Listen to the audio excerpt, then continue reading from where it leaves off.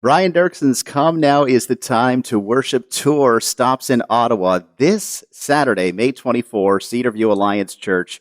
Joining us this morning for a quick chat, Brian Doerksen. Brian, thanks so much for your time this morning. Hey, greetings to everybody in beautiful Ottawa. So, Brian, we don't mean to embarrass you as radio DJs, but we've been referring to you on the air over these past few weeks as a worship music pioneer. We settled on the word pioneer. And in that vein, I'd love to start by going back, let's say to the 90s, maybe even, dare I say it, to the 80s, when you hmm were pretty fresh in leading worship and writing worship songs for the church. Take us back to that time. What was the feeling like in the Canadian church at that time?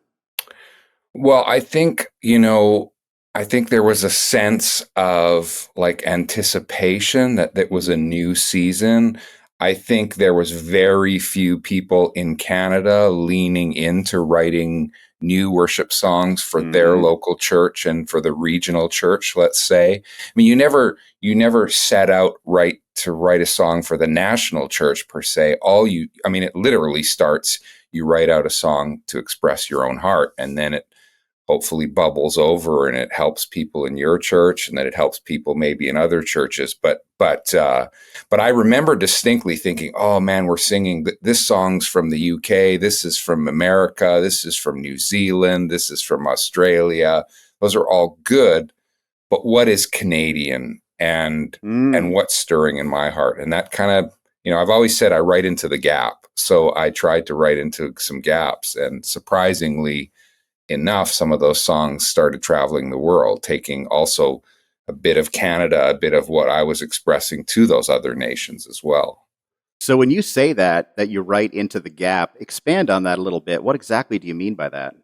I mean that, I so value what other songwriters do, what other artists do throughout history, and there's beautiful hymns that I still love singing to this day. And there's beautiful contemporary songs from other writers. And when they write something that says what I wanted and needed to say, either to my creator or to express pain or what's going on in life, I reach for their song and I go, oh, thank you very much. I'm going to sing your song as my own. Mm. But when I get an idea for a song, and I scroll through the songs in my head and the songs I'm aware of, and I go, I can't think of a song that says that.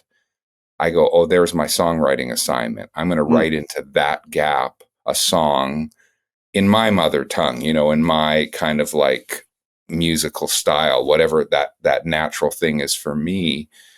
So it's both that sense of gratitude for what other people create. And if I can use a song of theirs, I'm thrilled to do it. And if I can't find a song that says what I want to say, there's my songwriting Mm. assignment. I love that perspective.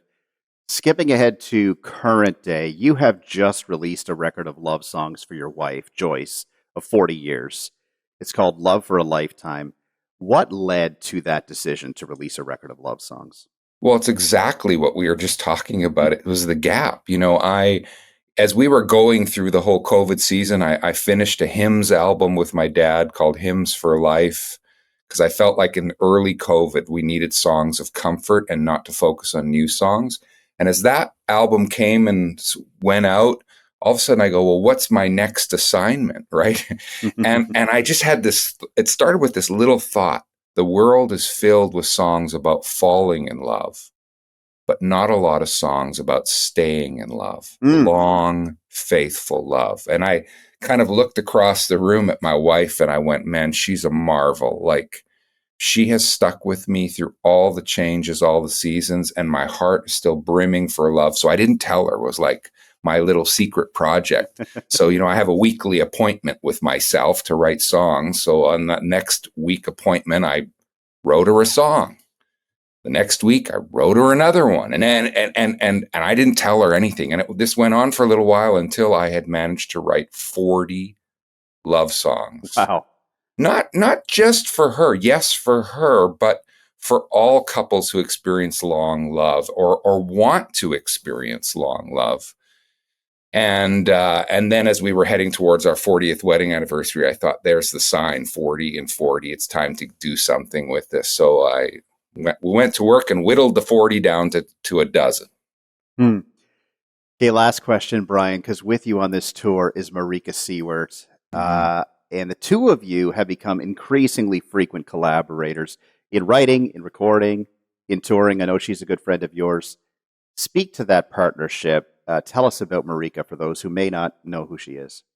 Wow, what an incredible human being, and what an incredible encourager. When I was going through some of what COVID was, the disorientation and everything, and Marika and I met about 15 plus years ago. She auditioned for a role in the musical we were working on. Mm. And she got that part, she sang that part, she nailed it. She's a background in pop music and in film and TV. But anyway, a few years ago, I just had this feeling as I headed into my late 50s. You start thinking like, well, maybe I'm done. Maybe I've said all there was to say. And she came along, and her being in TV and film, everything shut down. She says, Brian, you're not nearly done. You just need to pivot. Wow. Okay. Well, and then we just started dreaming up stuff together. And so everything we've done together, from like releasing singles to creating TV specials, we're actually written a Christmas movie together that we're currently pitching to producers. Whatever we've done, it's come out of our friendship and out of, it's fun, working with somebody who's about 15 years my junior, because she's got energy and ideas sometimes that I don't have. So it's very mutual, because I've been encouraging to her and her expression as well. That is so cool. I love the way you inspire each other. Well, Brian and Marika will be on the Come Now Is the Time to Worship tour this Saturday night, 7 p.m., Cedarview Alliance Church. All the details at concerts.chri.ca. Brian, I know it's pretty early there in BC, so I really appreciate your time this morning. Oh, thanks so much for having me, and thanks for what you and everybody at CHRI do. It's incredibly, incredibly important.